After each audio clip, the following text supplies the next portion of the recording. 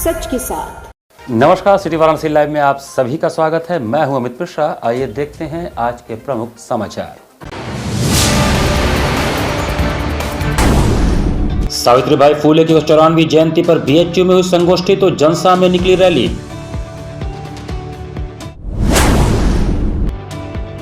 IIT BHU की पीड़ित छात्रा को लेकर आपके महिला प्रकोष्ठ का धरना प्रदर्शन।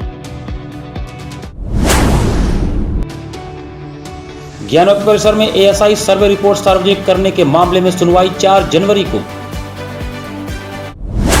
और मौसम के चल रहे आंख मिचौली के बीच बरसे बादल, बड़ी ठंड, नगर निगम हुआ चौकस, अलाव आदि की व्यवस्था में आई तेजी। और अब समाचार विस्तार से। पहाड़ों पर हो रही बर्फबारी और पश्चिमी विक्षोभ के चलते मैदानी क्षेत्रों का मौसम पूरी तरह से बिगड़ गया है। यूपी में मौसम की आंख मिचौली चल रही है। कभी हल्की धूप तो कभी गलन यहां लोगों को प्रभावित कर रही है। इसी बीच बनारस में आज सुबह से शुरू हुई बारिश ने ठंड बढ़ा दी है। वाराणसी और आसपास के जनपदों में बुधवार की सुबह गरज चमक के साथ बारिश हुई। पहाड़ों पर हो रही बर्फबारी और पश्चिमी विक्षोभ ने मैदानी क्षेत्रों का मौसम बिगाड़ दिया है। बुधवार को यूपी के कई जनपदों में गरज चमक के साथ बारिश हुई।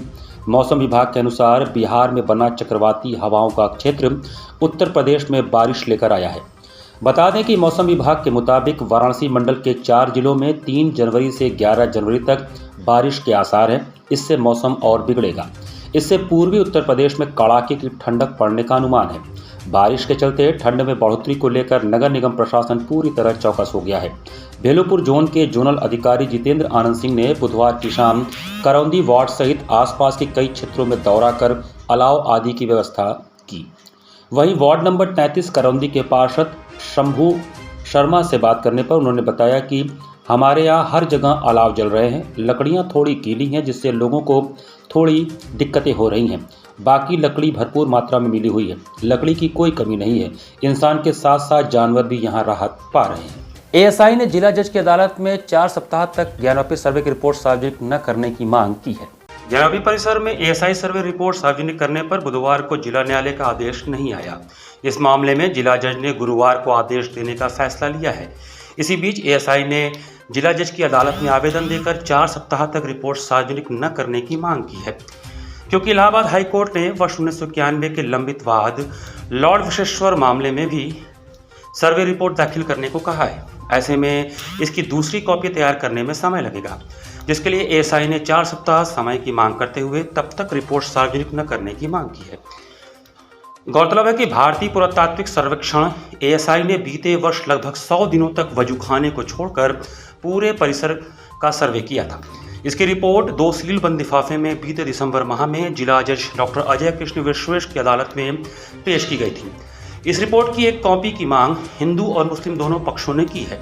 मुस्लिम पक्ष ने पहले आपत्ति जताई थी, फिर मेल आईडी पर रिपोर्ट देने का अनुरोध किया है। इसी बीच अंजुमन इंतजामिया कमेटी ने सर्वे रिपोर्ट की गोपनीयता बनाए रखने के लिए शपथ पत्र की बात कही है। इसके लिए उनकी ओर से जिला जज की अदालत में आपत्ति भी दाखिल की गई है। कमेटी ने अदालत से अनुरोध किया है कि शपथ पत्र लेने के बाद ही सर्वे रिपोर्ट दी जाए। यह सुनिश्चित किया जाए कि सर्वे रिपोर्ट लीक नहीं होगी। इस दौरान मीडिया कवरेज पर रोक लगाने की भी मांग की गई है। देखिए 3 विषय, एक तो एएसआई का कहना है कि 4 सप्ताह इसको बढ़ा दिया, एक्सटेंड कर दिया जाए, क्योंकि हाईकोर्ट ने कहा है कि रस्तोगी जी के मामले में जो है ये मामला जो है हाईकोर्ट ने कहा है कि एएसआई को जो है सेम रिपोर्ट जो है हम लोग का 610 2021 का जो मामला है, जो राखी सिंह वगैरह में जो जिस पे सर्वे हुआ है, उस सर्वे रिपोर्ट को डिस्क्लोज न किया जाए, तब तक 4 सप्ताह के लिए इंतजार कर लिया जाए। और प्लस दूसरा जो है शैलेंद्र व्यास का मामला है तहखाने पर, और तीसरा एप्लीकेशन अंजुमन की तरफ से पड़ा है कि जो मछलियां मर रही हैं उसकी साफ सफाई की। तीनों पे कल निर्णय जो है माननीय कोर्ट की तरफ से आएगा। आज एप्लीकेशन पड़ी हुई थी, उसी एप्लीकेशन पर जो है ऑब्जेक्शन मांगा गया है और क्या अगली डेट पड़ेगी तो देखा जाएगा। क्या एप्लीकेशन था? एप्लीकेशन ये था कि जो फव्वारा में जो हमारा है, जो उसमें मछली है, वो मछली मर गई है कुछ, उसमें उसको निकाल लिया जाए, जिससे दुर्गंध। एएसआई सर्वे की जो रिपोर्ट एएसआई सर्वे की जो रिपोर्ट आई है वो इस केस में दाखिल है। 610 के मुकदमा पहले का ऑलरेडी 91 का दाखिल है। रस्तोगी जी ने एप्लीकेशन दिया है कि उस एसआईए की रिपोर्ट को भी इस मुकदमे में भी दाखिल किया जाए, तो वो बाउंड नहीं है उसको लिए। वो तो हाईकोर्ट में जाए, हाईकोर्ट ने जो डायरेक्शन दिया वो कर दिया। अच्छा, एसआई की रिपोर्ट पर क्या कहना है आपको? एसआई की रिपोर्ट का अभी कोई आधार आया नहीं है। आज कोर्ट, डिस्ट्रिक्ट कोर्ट ने क्या कहा? आज अर्जेंट कर दिया गया। कल फिर सुनवाई करेंगे इस पर? कल ऑर्डर करेंगे, डेट देंगे। आप उत्तर प्रदेश महिला प्रकोष्ठ और आम आदमी पार्टी द्वारा आईटीआई बीएचयू की पीड़ित छात्रा को न्याय दिलवाने हेतु लंका चौराहे पर जोरदार विरोध प्रदर्शन किया गया। आईआईटी बीएचयू की पीड़ित छात्रा को न्याय दिलवाने, दोषियों को सख्त सजा दिलवाने, प्रदेश में कानून व्यवस्था दुरुस्त कराने व महिला सुरक्षा की मांग को लेकर आप उत्तर प्रदेश महिला प्रकोष्ठ व आम आदमी पार्टी के द्वारा बुधवार को लंका चौराहे के पास जोरदार विरोध प्रदर्शन किया गया। प्रदर्शन में शामिल महिला प्रकोष्ठ की प्रदेश महासचिव रेखा जायसवाल ने कहा कि बीएचयू की घटना यह दर्शाती है कि प्रदेश सरकार बलात्कारियों के साथ खड़ी हुई है और उनको बचाने के लिए हर संभव प्रयास कर रही थी। उन्होंने बीएचयू की पीड़ित छात्रा के दोषियों को फांसी देने की मांग करते हुए फास्ट ट्रैक कोर्ट में सुनवाई करने की मांग की है। कार्यक्रम का नेतृत्व करते हुए महिला प्रकोष्ठ की प्रदेश उपाध्यक्ष सुशीला वर्मा ने कहा कि इस घटना को 2 महीने हो गए और इस दरमियान कुछ लोगों ने दोषियों को बचाने का प्रयास किया। यह लोग कौन हैं, इसकी भी उच्च स्तरीय जांच होनी चाहिए और दोषियों को कठोर से कठोर दंड दिए जाने की आवश्यकता है। महिला प्रकोष्ठ की प्रदेश सचिव अर्चना श्रीवास्तव ने कहा कि बीजेपी बेटी पढ़ाओ बेटी बचाओ का नारा देती है, वह केवल दिखावे के लिए है, जबकि सच्चाई यह है कि बीजेपी से जुड़े हुए नेता लगातार नारी उत्पीड़न के मामले में दोषी करार दिए जा रहे हैं, चाहे वह विधायक हों चाहे सांसद हों। और यह भी देखा जा रहा है कि सत्ताधारी नेताओं का संरक्षण दोषियों को मिलता रहता है। तो इस प्रकार के लोगों से जनता को सतर्क रहने की आवश्यकता है। आज के विरोध प्रदर्शन में निशा निगम, अफरी श्रीवास्तव, सूर्याला वर्मा, पुष्पा सिंह, संगीता द्विवेदी, स्वाति चौरसिया, जीवा कैफिया, अर्चना, मधु, मोहिनी, रंजना सुभाष चौरसिया, अब्दुल रकीब, एडवोकेट प्रमोद श्रीवास्तव, रहमा सिंह, अखिलेश पांडे आदि शामिल थे। तो हमारी आज की एक मांग है, महिलाओं की आम आदमी पार्टी की मांग है कि उनको फांसी दी जाए, जल्द से जल्द फांसी दी जाए। और एक हमारी विशेष मांग ये है कि जो उनकी सुरक्षा में था उनका भी जांच तहत किया जाए और उन जो सुरक्षा जो बच्चों का कर रहे थे उनका भी, उनके दरवाजे पर भी बुलडोजर चला जाए, उनको भी जो है अदालत में ले जाया जाए, उनको जो है फांसी उनको भी दिया जाए, उनके घरों पर भी बुलडोजर बीजेपी चलाए। तब हम जानेंगे कि हाँ बीजेपी जो है बहन बेटियों की सुरक्षा करती है, वरना बीजेपी की सारी वादे जो है जुमला है, बेटी बचाओ बेटी पढ़ाओ सारे जुमले। काशी हिंदू विश्वविद्यालय के सामाजिक विज्ञान संकाय में सावित्रीबाई फूले का संघर्ष व सामाजिक न्याय विषयक संगोष्ठी का आयोजन किया गया। देश में महिलाओं की शिक्षा के लिए पहला बालिका विद्यालय खोलने वाली पहली शिक्षिका सावित्रीबाई फूले की 194वीं जयंती के अवसर पर काशी हिंदू विश्वविद्यालय के सामाजिक विज्ञान संकाय में संबोधि सभागार में सावित्रीबाई फूले का संघर्ष व सामाजिक न्याय विषय पर एक संगोष्ठी का आयोजन किया गया, जिसमें बतौर मुख्य अतिथि संकाय अध्यक्ष professor Vindhya D Paranjpe, associate professor doctor Amarnath Paswan, assistant professor doctor Priyanka Sonkar और राजनीतिक विज्ञान विभाग की प्रोफेसर प्रियंका झा ने अपने विचार रखे। आशा विश्वास ट्रस्ट तथा किशोरी युवा मंच द्वारा राष्ट्रमाता सावित्रीबाई फूले की 194वीं जयंती मनाई गई। जनसाग क्षेत्र के दिनदासपुर गांव के अम्बेडकर पार्क में आशा विश्वास ट्रस्ट किशोरी युवा मंच के संयुक्त तत्वावधान में राष्ट्रमाता सावित्रीबाई फूले की जयंती मनाई गई। कार्यक्रम में सामाजिक कार्यकर्ता राजकुमार गुप्ता बतौर अतिथि शामिल हुए। इसके अलावा मनरेगा मजदूर यूनियन के संयोजक सुरेश राठौर सहित अन्य मौजूद रहे। इसके बाद मंच की सपना के नेतृत्व में दिनदासपुर गांव में रैली का आयोजन किया गया। इसके पहले मंची कार्यक्रम का आयोजन किया गया। कार्यक्रम को संबोधित करते हुए राजकुमार गुप्ता ने कहा कि माता सावित्री फूले देश की प्रथम महिला शिक्षिका थीं और महिला शिक्षा के लिए अभूतपूर्व काम किया है। उन्होंने उपेक्षित, गरीब व पिछड़े लोगों को बताया कि अपने समाज को आगे बढ़ाना है तो इसके लिए सबसे पहले शिक्षित बनना होगा और परिवार की महिलाओं को शिक्षा देना होगा। महिलाएं शिक्षित होंगी तो हमारा परिवार, समाज और देश तरक्की करेगा। माता सावित्री फूले को महिला शिक्षा के लिए काम करने पर बहुत विरोध भी सहना पड़ा था। जब वे पढ़ाने जाती थीं तो उनके कपड़ों पर गोबर फेंक दिया जाता था, लेकिन उन्होंने कभी हार नहीं मानी और अपने लक्ष्य की ओर निरंतर बढ़ती रही। हमें अपने परिवार व समाज को उन्नति के मार्ग पर आगे बढ़ाने के लिए माता सावित्रीबाई फूले के कार्यों से प्रेरणा लेना होगा और उनके बताए मार्ग पर चलना होगा। हम सभी प्रयास करें कि हमारे परिवार व समाज का कोई भी व्यक्ति शिक्षा से वंचित न रहे।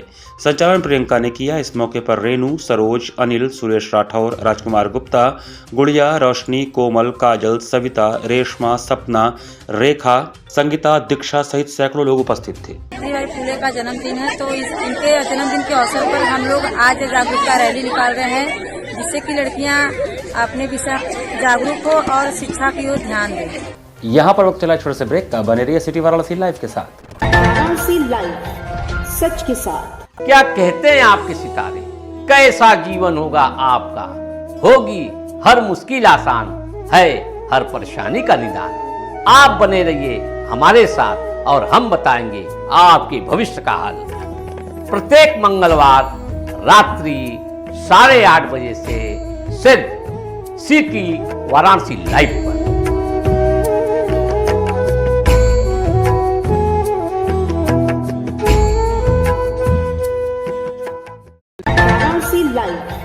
सच के साथ। ब्रेक के बाद आपका स्वागत है। 9 वर्ष पर गंगा उस पार रेती पर बिखरे पड़े कूड़ा करकट को नमामि गंगे के सदस्यों ने निस्तारित कर गंदगी न करने की अपील की। 9 वर्ष पर गंगा पार जाकर लोगों ने खूब आनंद उठाया, लेकिन गंदगी वहीं छोड़ गए। नमामि गंगे के स्वयंसेवी सदस्यों ने रेती पर बिखरे खाद्य सामग्रियों के पैकेट व अन्य कूड़ा करकट की सफाई की। प्रातःकाल बारिश और घने कोहरे के बीच गंदगी को एकत्रित किया ताकि वह गंगा जल में न जा पाए। दशाश्वमेध घाट के सामने गंगा पार इधर उधर बिखरे पड़े पॉलिथीन, कपड़े एवं पर्यटकों सैलानियों द्वारा छोड़े गए कूड़ा करकट का निस्तारण किया। मां गंगा की आरती उतारकर स्वच्छता के लिए जन जागरण किया गया। गंगा सेवक नमामि गंगे काशी क्षेत्र के संयोजक राजेश शुक्ला ने जन जागरण करते हुए कहा कि गंगा रोजाना करोड़ों को रोजगार प्रदान करती हैं। गंगा पूरे भारत की 28% जल संसाधनों की पूर्ति करती हैं। गंगा का बेसिन क्षेत्र भारत की 56% कृषि योग्य भूमि को उर्वरक बनाता है। लोगों को जागरूक करते हुए उन्होंने समझाया कि हम गंगा पार सपरिवार पिकनिक मनाने आते हैं, मौज मस्ती करते हैं, खाद्य सामग्री ग्रहण करते हैं, लेकिन बचे हुए कूड़ों को वहीं छोड़कर चले जाते हैं। गंगा पार गंदगी का अंबार लग जाता है। पॉलिथीन व अन्य सामग्रियां धीरे धीरे गंगा में मिल जाती हैं। हमें गंगा में कूड़ा करकट जाने से रोकना होगा। आयोजन में प्रमुख रूप से नमामि गंगे काशी क्षेत्र के संयोजक Rajesh Shukla, Guinness book of record में नाम दर्ज कराने वाली कथक नृत्यांगना सोनी चौरसिया, महानगर सह संयोजक सारिका गुप्ता उपस्थित रहे। गंगा उस पार जब आए तो कोई भी कूड़ा कचरा साथ में यहाँ छोड़ कर ना जाएं, अपने साथ घर ले जाएं या नगर निगम के कूड़ेदान में समर्पित करें, ऐसा हमारा निवेदन है। आइए मिलकर हम नए वर्ष पर संकल्प लें कि अपनी गंगा और उनकी सहायक नदियों के लिए तत्पर रहेंगे और न गंदगी करेंगे, न किसी और को करने देंगे। युवा पहलवानों की प्रतिभा खोज के लिए अब आईपीएल और प्रो कबड्डी की तर्ज पर कुश्ती का आयोजन होगा। काशी सहित समूचे देश के युवा पहलवानों को प्रतिभा खोज की खातिर अब आईपीएल और प्रो कबड्डी की तर्ज पर कुश्ती होगा। इसका आगाज पहलवानों की नर्सरी रहे वाराणसी से होगा। यह जानकारी अंतर्राष्ट्रीय पहलवान और सीनियर स्टार संग्राम सिंह ने बुधवार को दिया। उन्होंने बताया कि इसकी शुरुआत 13 जनवरी से काशी कृषक इंटर कॉलेज रिंग रोड चौराहा हरगुआ के मैदान पर होगा। उन्होंने बताया कि कुश्ती भारत का सबसे प्राचीन एवं पारंपरिक खेल है, जो भारत के हर गांव, नगर एवं मोहल्ले में शौर्य के रूप में अनादिकाल से चला आ रहा है। हालांकि वर्तमान समय में खेल प्रायः विलुप्त होने के कगार पर पहुंच गया है। ऐसे में कुश्ती को पुनर्स्थापित करने के उद्देश्य से आईपीएल एवं प्रो कबड्डी की तर्ज पर कुश्ती को बढ़ावा देने का निर्णय लिया गया है। उन्होंने बताया कि वर्ल्ड प्रोफेशनल रेसलिंग हब व फिट इंडिया के संयुक्त तत्वावधान में यह प्रतियोगिता आयोजित की जाएगी। प्रतियोगिता देश के विभिन्न शहरों में आयोजित की जाएगी, जिसकी शुरुआत बनारस से होने जा रही है। उन्होंने बताया कि बनारस में प्रतियोगिता 13 जनवरी से आरंभ होगी, लेकिन उससे एक दिन पूर्व 12 जनवरी को दोपहर 12 बजे से शाम 4 बजे तक काशी कृषक इंटर कॉलेज में प्रतिभागी पहलवानों का वजन होगा। संग्राम सिंह ने आगे बताया कि काशी की कुश्ती का अनोखा एवं गौरवशाली इतिहास है। कुश्ती विधा में तकनीकी दांव पेंच की कला को काशी के पहलवानों ने भारत ही नहीं, दुनिया को कुश्ती कला से रूबरू कराया है। काशी की कुश्ती कला का मान रखते हुए वर्ल्ड प्रोफेशनल रेसलिंग हब एवं फिट इंडिया के तत्वावधान में भारत में होने वाली कुश्ती प्रतियोगिताओं का आगाज बनारस में कराने का फैसला लिया गया है। उन्होंने बताया कि इसमें पुरुष भार वर्ग में 57 किलो, 65 किलो एवं 76 किलो तथा महिला भार वर्ग में 50 किलो, 57 किलो एवं 65 किलो भार वर्ग में आयोजन किया जाएगा। उन्होंने बताया कि दोनों के तीनों भार वर्ग में प्रथम स्थान प्राप्त करने वाले पहलवान को 51,000 रुपया, द्वितीय स्थान वाले को 25,000 रुपये तथा तृतीय स्थान वाले पहलवान को 11,000 रुपये की इनाम राशि दी जाएगी। साथ ही क्वार्टर फाइनल में कुश्ती लड़ने सहित प्रतियोगिता में उत्कृष्ट प्रदर्शन करने वाले पहलवानों को विशेष सांत्वना पुरस्कार दिया जाएगा। संग्राम सिंह ने आगे कहा कि व्यवस्था के अभाव में दब रही प्रतिभाओं की खोज कर उनके कुशल प्रशिक्षण, उत्तम खुराक सहित उनके पहलवानी की संपूर्ण जिम्मेदारी वर्ल्ड प्रोफेशनल रेसलिंग हब निर्वहन करेगा और बहुत जल्द काशी में उत्कृष्ट कुश्ती अकादमिक संस्था स्थापित करके कुशल संचालन करेगा, जिसमें कुशल प्रशिक्षणों से लेकर आवासीय व्यवस्था संस्था करेगी। बच्चे यहाँ पे आए, खेलें, सीखें, वो देश के लिए भी खेले, वो नेशनल भी खेले, वो हर जगह खेले, हमें कोई दिक्कत नहीं है। हम तो बस एक कोशिश कर रहे हैं कि किस तरीके से हम एक माध्यम बन सकते हैं उनको एक नया प्लेटफॉर्म देने का। अभी कितनी टीमें रहेंगी सर अब? नहीं, अभी टीमों वाली सिचुएशन बाद में आएगी। अभी हम डिफरेंट जगह करेंगे, यूथ को एक वो करेंगे, मतलब कि कहाँ के यूथ में मतलब एक यूथ को सेलेक्ट करेंगे कि ताकि आगे ज़्यादा मैच हो तो यूथ उनमें खेल सके, उन्हें अपना करियर बना सके। वाराणसी की बात किया जाए, कहाँ पे शुरुआत किया जाएगा इसका? वाराणसी का जैसे कहा कि बाबा विश्वनाथ की नगरी है, तो ये अभी इसका जो शुरुआती मैच होंगे वो होंगे जो अपना काशी कृषक इंटर कॉलेज है, वहाँ पे इसकी शुरुआत होगी। और हाँ, और इसके 12 तारीख को इसकी वेट वगैरह होंगे, 13 तारीख को इसके मैच होंगे। वेट कैटेगरी की बात की तो क्या क्या रहेगा इसमें? वेट कैटेगरी 3 हमने मेल में रखी है और 3 फीमेल में रखी हैं। जो अपना नॉर्मली वेट कैटेगरी होती है, जैसे वो नेशनल खेलते हैं या स्टेट खेलते हैं, वैसे 3 कैटेगरी रखी है। उसमें 7-8 होती हैं। हम शुरुआत थोड़ा छोटे से कर रहे हैं तो 3 से रख रहे हैं। फाइनल मैच कहाँ होगा सर? ये यहाँ के तो फाइनल यहीं पे हो जाएंगे, बाकी ये चलते रहेंगे ऑल ओवर। फिर जब आगे हम जैसे जाएंगे धीरे धीरे तो फिर वो डिफरेंट जगह होता रहेगा। 18 वर्ष से कम उम्र के किशोर और किशोरियों पर 2 पहिया तथा 4 पहिया वाहनों को चलाने हेतु उत्तर प्रदेश में पूर्ण प्रतिबंध लगा दिया गया है। उत्तर प्रदेश में अब 18 वर्ष से कम उम्र के किशोर या किशोरियों पर 2 पहिया या फिर 4 पहिया वाहन चलाने हेतु पूर्ण प्रतिबंध लगा दिया गया है। यदि कोई वाहन स्वामी 18 वर्ष से कम उम्र के बालक या बालिकाओं को वाहन चलाने के लिए देता है तो उसे 3 साल की जेल की सजा और 25,000 के जुर्माना से दंडित किया जाएगा। इसी फरमान को लेकर आज वाराणसी पुलिस सुबह से ही सड़कों पर उतरकर अभियान चलाना शुरू कर दी, जिसमें करीब 25 बाइक सवार और 40 टोटो रिक्शा, साथ ही 20 ऑटो रिक्शा को सीज करके आगे कार्रवाई करती हुई नजर आई। लोहा मंडी मलदहिया में ओवरटेक करने के चक्कर में टेम्पो और बोलेरो की टक्कर हो जाने से अफरा तफरी मच गई। सिगरा थाना क्षेत्र के मलदहिया की लोहा मंडी के पास उस समय अफरा तफरी का माहौल हो गया जब ओवरटेक करने के चक्कर में टेम्पो और बोलेरो में टक्कर हो गई। टक्कर की वजह से बीच सड़क में बोलेरो अनियंत्रित होकर पलट गई, जबकि ऑटो डिवाइडर से जा टकराई। हादसे में बोलेरो चालक घायल हो गया, जिसे पास के निजी चिकित्सालय में भर्ती करवाया गया। वहीं ऑटो में बैठे लोगों को मामूली चोट आई। घटना के बाद मौके पर पहुंची सिगरा थाना क्षेत्र की पुलिस टीम दुर्घटना की जांच में जुट गई। पुलिस ने क्रेन मंगाकर बीच सड़क से बोलेरो को हटवाया। सिगरा थाना क्षेत्र के प्रभारी राजू सिंह ने बताया कि सुबह तेलियाबाग की तरफ से आ रही तेज रफ्तार बोलेरो, जो जौनपुर के जनपद की है, मलदहिया के रीटा स्कीम चौराहे के पास ऑटो को टक्कर मार दी। घटना में ऑटो और बोलेरो पलट गई। हादसे में कुछ लोगों को मामूली रूप से चोट आई है, जिनका इलाज निजी अस्पताल में करवाया गया। बोलेरो उस तरफ से तेलियाबाग की तरफ से इधर आ रही थी, तो उसको रास्ते में एक ऑटो वाले ने क्रॉस करने में धक्का मार दिया, जिसकी वजह से वो ऑटो भी पलट गई, उसमें भी सवारी थी और बोलेरो पूरी तरह से पलट गई। वो बाहर जौनपुर नंबर की गाड़ी थी, जिसमें भी सवारी लेडीज़ सब थे। ये भी घायल हुए, उसमें ऑटो में भी लोग घायल हुए। इस चौराहे पे पिकेट ड्यूटी रहती है सुबह के समय में, लेकिन ये लोग कोई ध्यान नहीं देते। ये सिर्फ यहाँ जो गाड़ियाँ लोहा मंडी में लगती हैं, इनके वसूली के चक्कर में रहते हैं कि सुबह कहाँ से वसूली हो। अपने मेन काम पे फोकस नहीं है कि ये चलता हुआ रास्ता है, सुबह खाली रहता है, इस पे इन लोगों का कोई ध्यान नहीं रहता है जो पिकेट रहती है। और दिन भर इन लोगों का ये हाल है। यहाँ पे यदि एक ट्रैफिक सिग्नल लगाया जाए और वहाँ बूथ भी बना हुआ है ट्रैफिक पुलिस का, यदि उस बूथ पर भी रहें कि हाँ इधर से रोकें और उधर से जाने दें, ये सारी चीज़ों को देखें, तो भी इस तरह की दुर्घटनाओं से बचा जा सकता है। बुधवार को अस्सी घाट पर अमरीश सिंह भोला ने गंगा समग्र कार्यालय के नवीनीकरण के पश्चात उसका उद्घाटन किया। अमरीश सिंह भोला ने अस्सी घाट पर गंगा समग्र कार्यालय के नवीनीकरण के बाद बुधवार को उद्घाटन किया। इस अवसर पर मीडिया के साथ बातचीत करते हुए अमरीश सिंह भोला ने बताया कि यह कार्यालय कई मायने में लोगों के लिए हमेशा से फायदेमंद रहा है।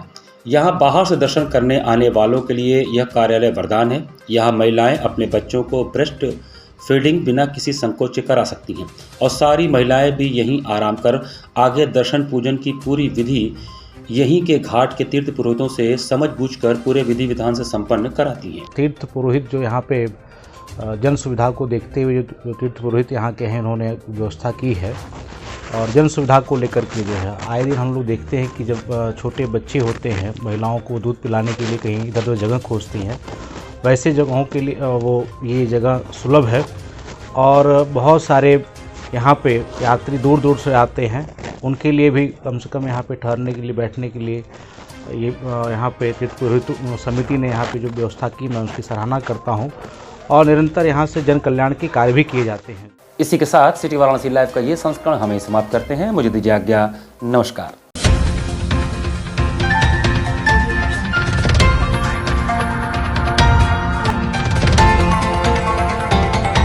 वाराणसी लाइव, सच के साथ।